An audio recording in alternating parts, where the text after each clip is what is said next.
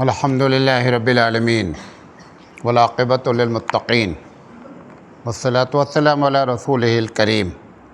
محترم علماء کرام، عزیز طلبہ اور معزز سامعین، ہم سورہ نساء پر آپ سے لگاتار بات کر رہے ہیں اور آج اس کا درس نمبر 4 ہے۔ اعوذ باللہ من الشیطان الرجیم، بسم اللہ الرحمن الرحیم۔ وَإِنْ خِفْتُمْ أَلَّا تُقْسِطُوا فِي الْيَتَامَىٰ فَانكِحُوا مَا طَابَ لَكُم مِّنَ النِّسَاءِ مَثْنَىٰ وَثُلَاثَ وَرُبَاعَ فَإِنْ خِفْتُمْ أَلَّا تَعْدِلُوا فَوَاحِدَةً أَوْ مَا مَلَكَتْ أَيْمَانُكُمْ ذَلِكَ أَدْنَىٰ أَلَّا تَعُولُوا۔ ہم نے اس کے پہلے جو ہے وہ آیت نمبر 3 پہ جو بات کی تھی، بلکہ 2 پہ جو بات کیا تھا کہ یتیموں کے ساتھ ناانصافی نہیں ہونی چاہیے، کیونکہ یہ صورت کے شروع میں ہی کہا گیا ہے کہ ناانصافی سے بچنے کا طریقہ خوف خدا ہے۔ اگر آپ کے اندر خوف خدا ہوگا تو آپ ہر قسم کی ناانصافی سے بچیں گے۔ اب یتیموں کا ذکر کرنے کے بعد یہاں پہ جو بات کہی جا رہی ہے کہ اگر تم کو اندیشہ ہو وَإِنْ خِفْتُمْ أَلَّا تُقْسِطُوا، کہ تم یتیموں کے معاملے میں انصاف نہیں کر سکتے ہو، فَانكِحُوا، تو تم شادی کرو جو تم کو پسند ہے عورتوں میں سے، 2 کر لو یا 3 کر لو یا 4 کر لو۔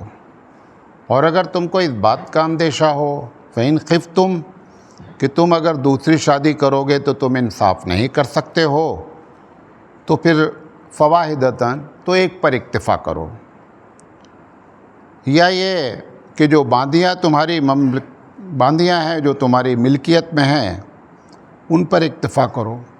اس میں امید ہے کہ تم انصاف سے نہ ہٹو گے۔ 4-5 باتیں ہیں، اس پر ہم بات کریں گے انشاءاللہ۔ سب سے پہلی بات تو یہ ہے کہ اس آیت کا پہلی آیت سے ربط کیا ہے، یہ بات کریں گے۔ دوسری بات ہم یہ کریں گے کہ یہ 4 شادی کی اجازت اسلام نے کیوں دی ہے، اس کے پیچھے کیا حکمتیں ہیں، اس پر بات کریں گے۔ تیسری بات یہ کریں گے کہ نبی کریم صلی اللہ علیہ وسلم نے اتنی شادیاں کیوں کی، اس کے پیچھے کیا راز ہے۔ اور چوتھی بات یہ کریں گے کہ یہ کیسے معلوم ہوگا بغیر شادی کیے کہ ہم کو، جیسے کہا جا رہا ہے کہ اگر تم کو خوف ہو کہ تم انصاف نہیں کر پاؤ گے تو ایک ہی شادی کرو، تو لوگ اعتراض کیا کرتے ہیں، جب کریں گے نا تب معلوم ہوگا دوسری کہ ہم انصاف کر پاتے کہ نہیں۔ تو اس کا کیا مطلب ہے اس آیت کا، یہ ساری باتیں کریں گے۔ اللہ تعالیٰ ہمیں صحیح بات کہنے کے اور آپ کو صحیح بات سمجھنے کی توفیق عطا فرمائے۔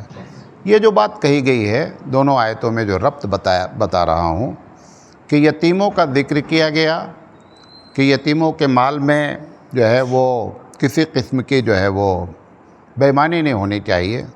پھر یتیموں کے ساتھ ایک دوسرا معاملہ جو ہوتا تھا، یتیم لڑکیوں کے ساتھ خاص کر، کہ ایک آدمی یتیم لڑکی کی پرورش کرتا تھا اور پھر کیا کرتا تھا، اسی سے شادی کر لیتا تھا۔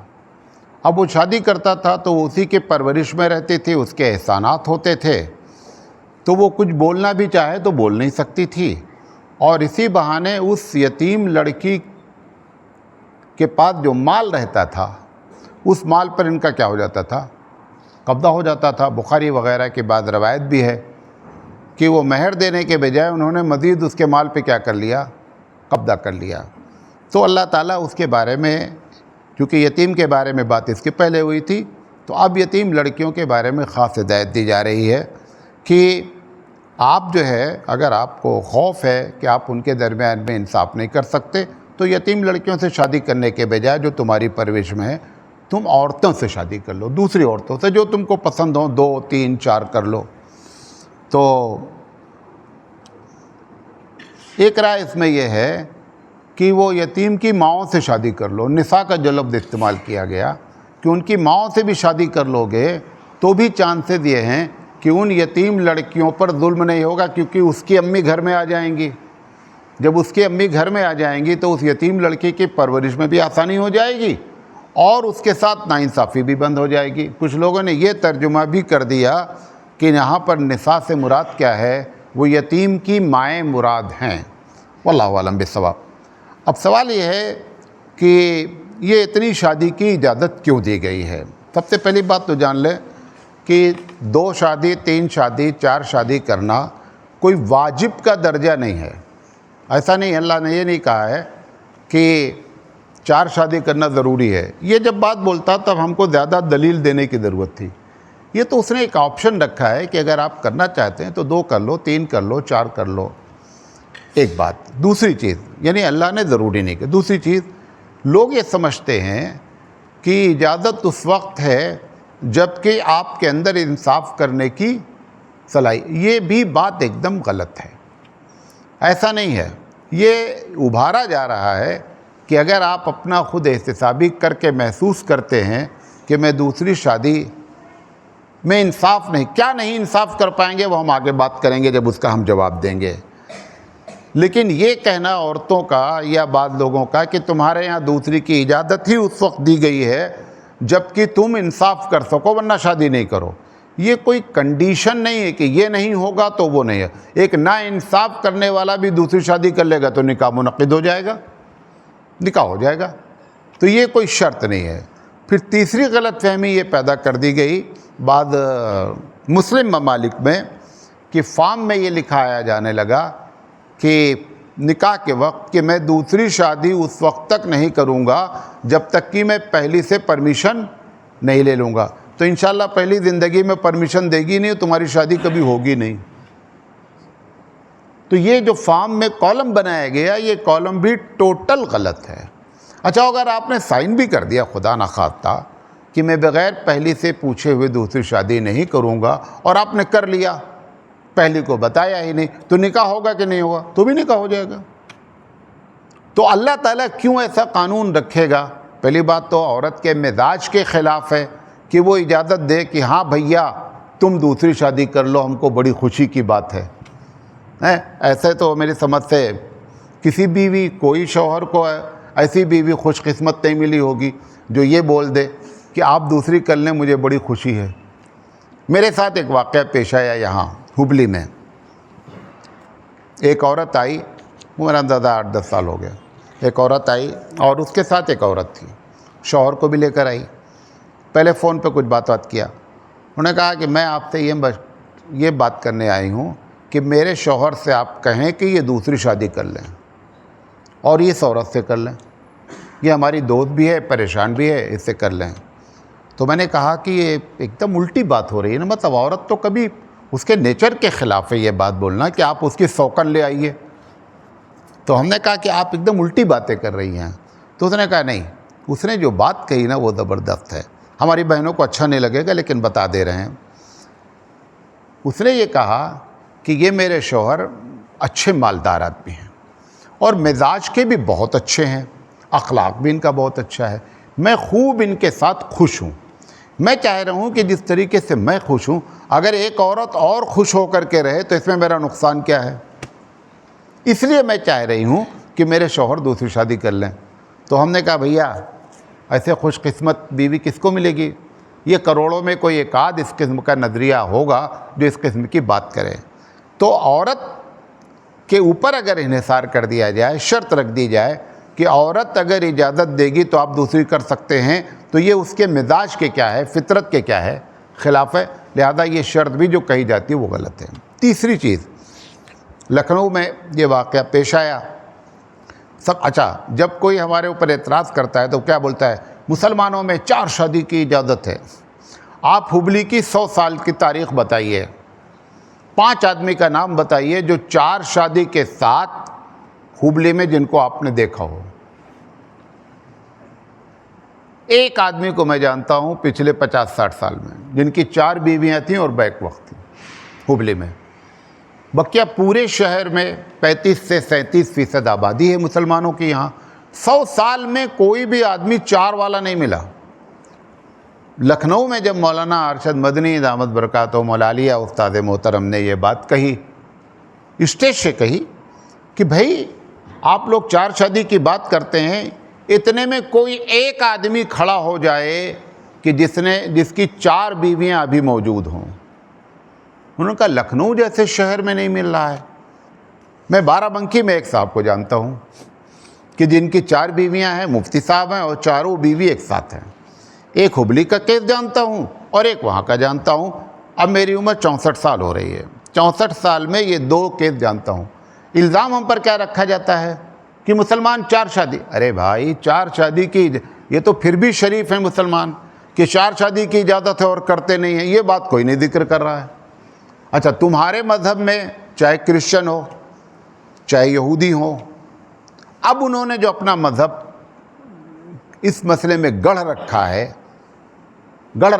مذہب نہیں ہے ان کا، نہ ان کی کتابوں میں لکھا ہے، اب انہوں نے گڑھ رکھا ہے کہ دوسری شادی کی اجازت ہمارے مذہب میں نہیں ہے.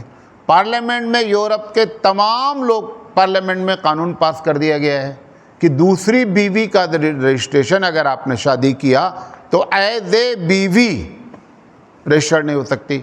بھارت میں قانون ہے کہ کوئی ہندو شادی کر کے دوسری کو اپنی بیوی نہیں بنا سکتا. آپ کو معلوم ہے دھرمیندر ہیرو کی دوسری بیوی ہیما مالنی ہیروئن ہے. معلوم ہے؟ نہیں معلوم ہے تو معلوم ہو جائے آج. ہیما مالنی دوسری بیوی ہیں. جب دھرمیندر نے ہیما مالنی سے شادی کیا تو پہلی بیوی ان کی موجود تھی، تو قانونی لحاظ سے ہیما مالنی بیوی نہیں بن سکتی تھیں.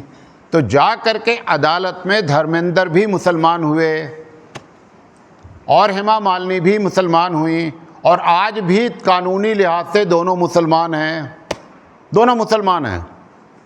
میں جہاں تک سمجھتا ہوں کہ جب یہ کبھی ممبر آف پارلیمنٹ کا الیکشن ہوتا ہے اور اس میں فارم بھرتے ہیں تو اس میں ان کو لکھنا پڑتا ہوگا ہیما مالنی کو، جب دھرم پوچھا جاتا ہوگا تو وہاں لکھنا پڑتا ہوگا میں مسلمان ہوں. اسلام میں اجازت تھی لہذا انہوں نے اس کا فائدہ اٹھا لیا. تو دنیا کے کسی مذہب میں بھی دوسری شادی کی اجازت نہیں. جو بات کہنا چاہتا ہوں وہ سن لیجئے، اجازت نہیں ہے. اور اس کے باوجود یورپ میں تقریباً 40 سے 42% لوگ گرل فرینڈ رکھے ہوئے ہیں، بیوی اور پلس وائف. اب اس عورت کے حق کو جو انہوں نے وائف بنا رکھا ہے، کوئی بھی سرکاری حق نہیں اس کو. کیوں؟ کیونکہ وہ قانوناً بیوی نہیں ہے، لہذا بیوی کی طرح سب کچھ اس کو استعمال کرنا ہے اور بیوی قانوناً نہیں بننے دینا ہے. اگر وہ مر جائیں گے تو وراثت کا حق نہیں پائیں گی. یہاں پر 4-5 سال پہلے کی بات ہے کہ فرانس سے غالباً جو ہے وہ وہاں کا پی ایم آیا، فرانسی کا تھا شاید. بھارت کا قانون کیا ہے، بلکہ عالمی سطح کا قانون یہ ہے کہ اگر وزیر اعظم یا پریسیڈنٹ کسی کنٹری کا آتا ہے تو اس کو بھی پروٹوکال دیا جائے گا اور اس کی بیوی کو بھی پروٹوکال دیا جائے گا. پروٹوکال سمجھتے ہیں؟ حفاظت کا وہ سارا بندوبست دونوں کے لیے کیا جائے گا. وہ محترمہ گرل فرینڈ تھیں پی ایم کے ساتھ جو آئی تھیں.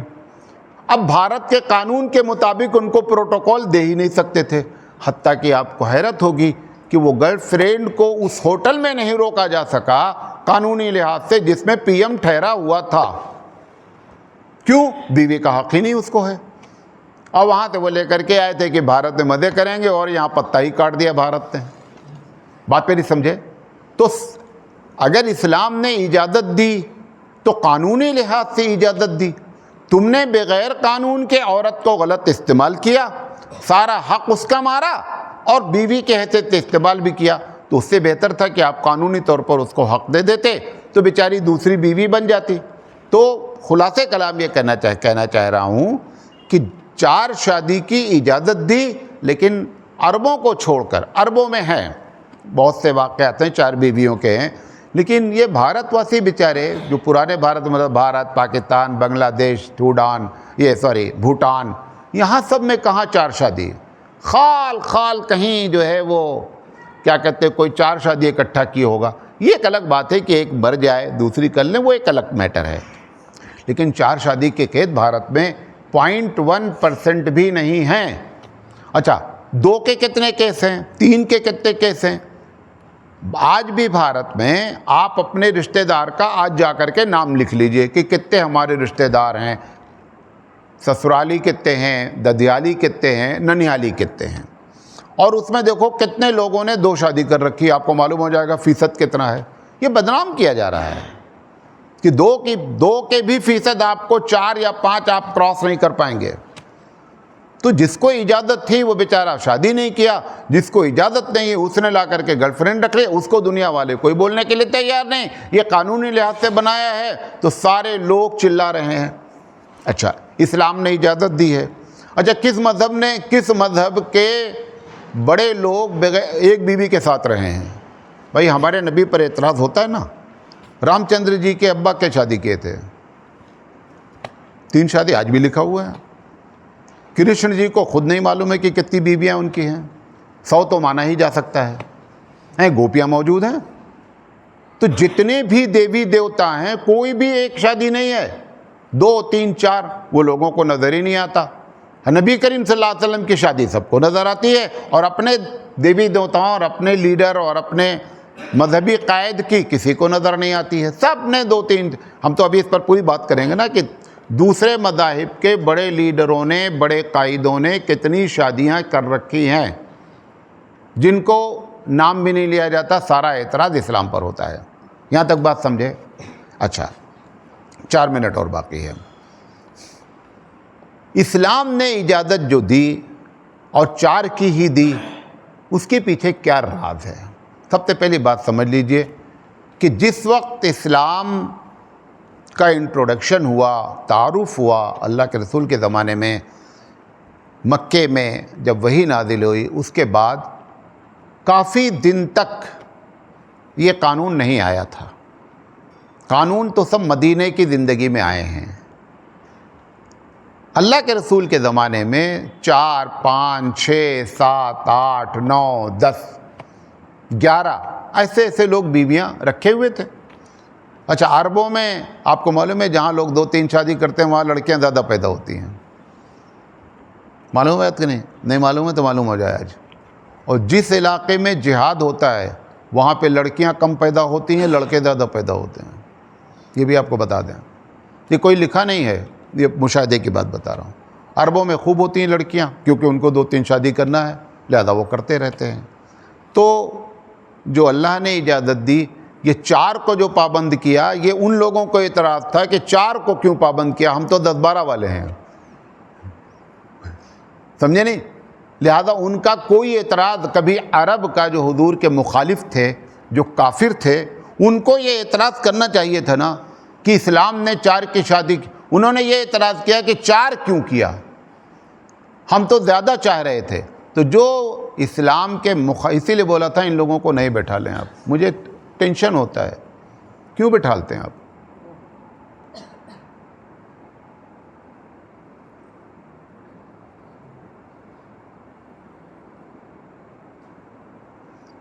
نبی کریم صلی اللہ علیہ وسلم کے زمانے میں جو نبی کے دشمن بھی رہے، انہوں نے بھی شادی کے موضوع پر کبھی بھی اختلاف نہیں کیا کہ 4 کی اجازت کیوں، بلکہ ان کا اختلاف یہ ہے کہ 4 سے زیادہ کو روکا کیوں گیا۔ تو ایک بات تو یہ جان لیں کہ اس وقت اللہ کے رسول کے زمانے میں 4 شادی 5 شادی یہ ایک عام بات تھی۔ اسلام کا احسان یہ ہوا کہ اس نے 4 کے علاوہ کو بین کیا اور 4 کی ہی پرمیشن دی۔ یہ بھی ایک بہت بڑی دولت ہے جو 4 کی پرمیشن دیا، ورنہ اگر اسی کو برقرار رکھتا 10 والا، تب دنیا والے کیا بولتے ہیں؟ تب تو سمجھے یہ ایک طوفان ہی برپا ہو جاتا۔ تو اس لیے 4 کی اجازت دو دی گئی۔ اس کی پہلی وجہ کیا ہے کہ آلریڈی وہاں پر زیادہ بیویاں ہوتی تھیں، اس کو محدود کیا گیا ہے، 4 کی اجازت نہیں دی گئی ہے۔ 10 12 15 کو محدود کر کے 4 پہ لایا گیا، یہ خود ایک بڑا کام ہے۔ انشاءاللہ زندگی رہی تو آگے بات کریں گے کہ اور تقریباً 8 9 وجہ ہے کہ 4 شادی کی اجازت جو دی گئی ہے، اس کے بہت سے حکمتیں ہیں، بہت سی مصلحتیں ہیں۔ اللہ نے چاہا تو دوبارہ بات کریں گے اس سلسلے میں۔ وآخر دعوانا